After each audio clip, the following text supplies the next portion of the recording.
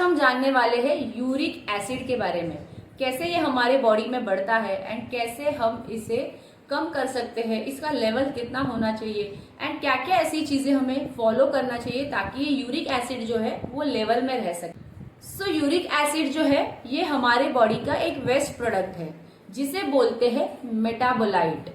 सो ये uric acid हमारे body में रोज बनता है एंड जो ये नेचुरल मेटाबोलाइट है ये केमिकल से आता है जिसका नाम है प्यूरिन, जो नेचुरल सेल के ब्रेक डाउन के वजह से हमारे बॉडी में क्रिएट होता रहता है। अगर आप फीमेल हो तो 2 से 6 के बीच में ये यूरिक एसिड की लेवल हमारे बॉडी में होनी चाहिए एंड अगर आप मेल हो तो 3 से 7 ये नॉर्मल लेवल हमारे बॉडी में होना जरूरी है।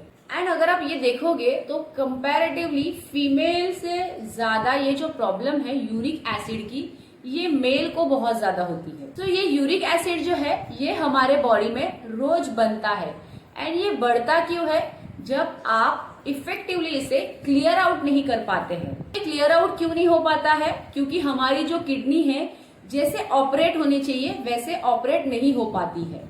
सो हमें क्या करना है, हमें ये बॉडी के जो फंक्शंस है उसके क्लियरेंस को सपोर्ट करना जरूरी है। सो जैसे मैंने बताया यूरिक एसिड जो है ये हमारे बॉडी का एक वेस्ट प्रोडक्ट है। पूरी बॉडी का मेटाबॉलिज्म एंड होने के बाद सबसे एंड में एक एसिड तैयार होता है हमारे बॉडी में एंड ये जो एसिड है ये हमारे किडनी द्वारा बाहर फेंका जाता है।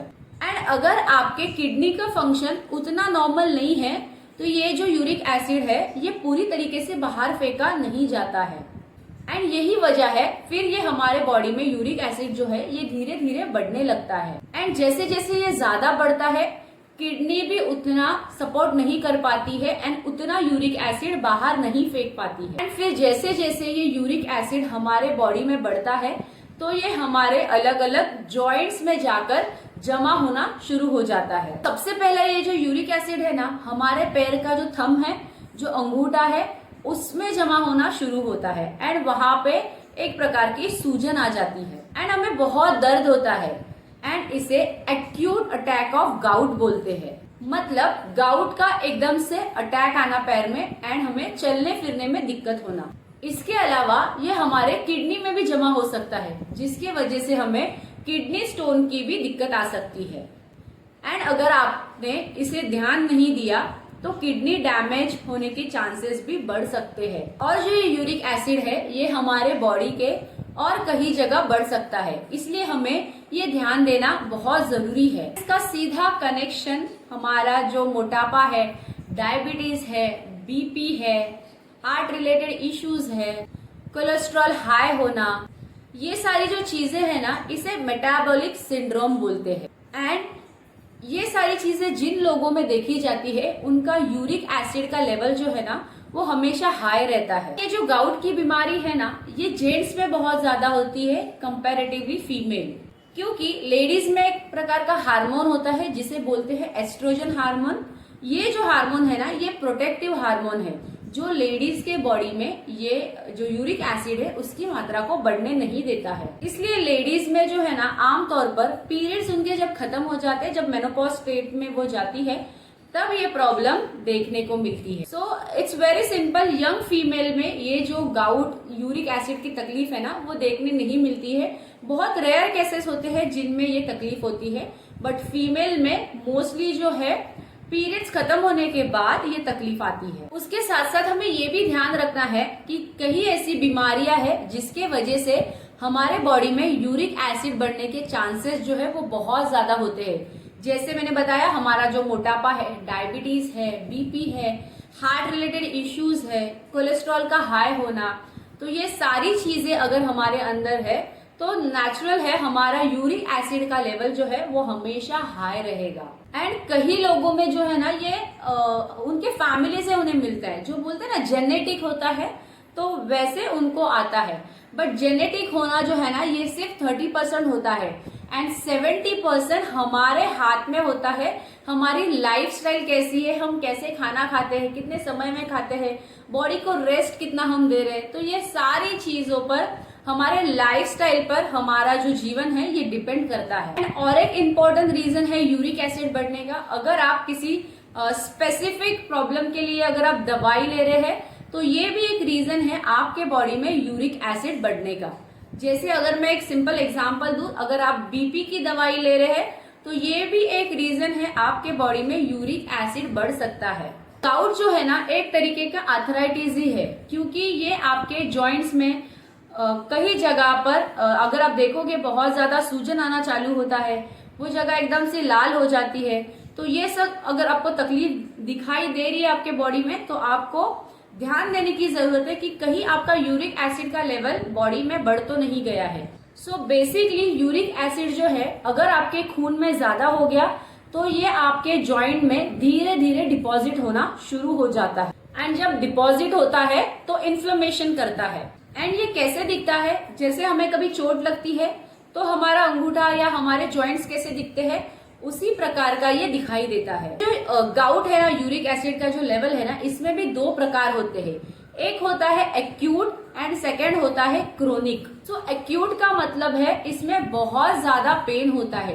एंड ये जो पेन है ना एक पर्टिकुलर एरिया में होता है, जैसे आपका जो टो है, अंगूठा है, उसमें बहुत ज्यादा पेन होता है। एंड क्रोनिक मतलब ऐसी चीजें रिपीटेडली हो रही है, मतलब एक पर्टिकुलर अंगूठे में नहीं होता है, ये हमारे बहुत सारे जॉइंट्स में पेन होने लगे। तो अभी हम जानते हैं कि ये जो यूरिक एसिड है ये एग्जैक्टली हमारे बॉडी में क्यों बढ़ता है। तो ये जो है ना ये 3 मेजर चीजों की वजह से हमारे बॉडी में बढ़ते जाता है। सो सबसे पहला रीजन जो है वो है स्मोकिंग, सेकेंड रीजन जो है वो है अल्कोहल, एंड थर्ड है सिटिंग मतलब बैठे रहना। सो कंपैरेटिवली अगर आप देखोगे ये फीमेल के बदले मेन को ज्यादा होता है, क्योंकि ये तीनों चीजें जो मैंने बताई ये ज्यादा जो है मेन करते हैं। तो सिंपल है, अगर हमको यूरिक एसिड का लेवल नॉर्मल करना है तो बहुत सारे लोग क्या करते हैं, बहुत सारी चीजें खाना बंद कर देते हैं, बट हमें ऐसा नहीं करना है। उससे आपका यूरिक एसिड का लेवल नॉर्मल नहीं होने वाला है। ये 3 चीजें अगर आप करना बंद करोगे, जैसे मैंने बताया स्मोकिंग, अल्कोहल का कंजम्पशन एंड थर्ड है आपका सिटिंग, जो आप बैठे रहते हैं, ये तीनों चीजें अगर आप बंद कर देते हैं तो आपका यूरिक एसिड का लेवल बहुत हद तक कम होने में आपको हेल्प हो सकती है।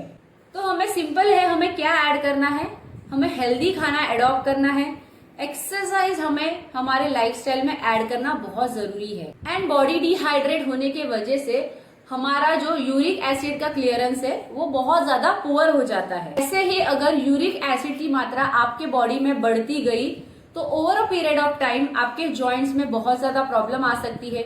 उसके साथ साथ किडनी स्टोन होने के चांसेस भी आपके बॉडी में बढ़ सकते हैं। सो ये जब यूरिक एसिड बढ़ता है ना तो बहुत सारे लोग प्रोटीन खाना बंद कर देते हैं।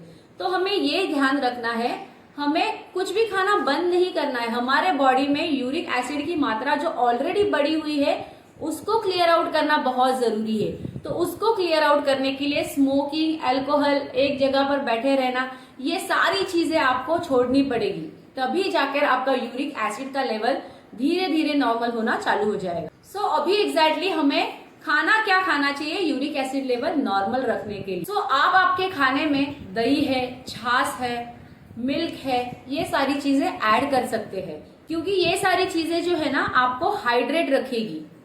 उसके बाद आप हैंडफुल ऑफ नट्स भी खा सकते हैं, बहुत सारे पल्सेस है, राइट, ये आप ऐड कर सकते हैं, स्प्राउट्स को आप ऐड कर सकते हैं। सो बेसिकली अगर आप पूरे इसमें अगर ये इंफॉर्मेशन अगर आपने सुनी होगी तो बेसिकली हमें हेल्दी खाना खाना जरूरी है। सो अभी क्या नहीं खाना चाहिए, तो सबसे पहले आपको पैकेट फूड जो है वो बंद कर देना चाहिए, जैसे चॉकलेट है, चिप्स है, बिस्किट है, फिर केचप्स है, ये सारी चीजें हमें नहीं खानी है। के रूटीन में आप एक्सरसाइज को जरूर ऐड कीजिएगा, क्योंकि ये आपको बहुत हेल्प करेगा। आप कोई भी एक्सरसाइज कर सकते हैं 30 मिनट्स के लिए, आप वॉक कर सकते हैं, योगा कर सकते हैं, जिम जा सकते हैं, बहुत सारी ऐसी चीजें हैं जिससे आपकी फिजिकल बॉडी की मूवमेंट हो। तो एक्सरसाइज करने से आपको बहुत हेल्प मिलेगी। एंड उसके बाद हमें गैजेट से दूर रहना है। याद रखिए, अगर आपके हाथ में फोन है तो नेचुरली आप एक जगह बैठेंगे, एंड ऐसे अगर आप बैठे रहे तो आपका यूरिक एसिड का लेवल जो है वो धीरे धीरे बढ़ते रहेगा। सो अभी हम जानते हैं कि यूरिक एसिड अगर हमारे बॉडी में ऐसे ही बढ़ते गया तो आगे जाके हमें क्या क्या प्रॉब्लम्स आ सकती है। सो सबसे पहले प्रॉब्लम ये आ सकती है कि आपको बार बार वॉशरूम जाना पड़ेगा। एंड अगर आप बार बार वॉशरूम जा रहे हैं तो आपकी जो बॉडी है वो डिहाइड्रेट हो जाएगी एंड इसी के कारण आपके शरीर में पानी की कमी हो सकती है। सेकेंड प्रॉब्लम ये आ सकती है कि वॉशरूम के जगह पर जलन होना। अगर आपके बॉडी में यूरिक एसिड की मात्रा ऐसे ही बढ़ती रही तो आपके वॉशरूम के जगह पर आपको जलन हो सकती है। उसके बाद आपको पीठ में बहुत ज्यादा दर्द हो सकता है। सेम अगर यूरिक एसिड की मात्रा ऐसे बढ़ती रही तो आपको पीठ दर्द होने के चांसेस भी बढ़ जाते हैं। एंड उसके साथ साथ बहुत सारे लोगों के उंगलियां जो है वो टेढ़ी हो जाती है। तो अगर ये आपको सिम्टम्स दिखाई दे रहे हैं इसका मतलब क्लियर है कि आपके शरीर में यूरिक एसिड की मात्रा बढ़ रही है। उसके बाद है किडनी स्टोन होना। यूरिक एसिड के जो छोटे छोटे कण है आपके यूरिन की नली में जब जमा होने लगते हैं तो आपको किडनी स्टोन की समस्या हो सकती है। एंड इसी के कारण जब आप पेशाब करने जाते हैं तो वहां से खून आने लगता है। तो एकदम सिंपल है, अगर आपको यूरिक एसिड का लेवल नॉर्मल रखना है तो हमें हेल्दी खाना खाना है, वेट को कंट्रोल में रखना बहुत जरूरी है, अच्छी तरीके से एक्सरसाइज कीजिए, नींद अच्छी लीजिए, पानी अच्छी तरीके से पीजिए, बॉडी को हाइड्रेटेड रखिए एंड अपनी सेहत का ख्याल रखिए।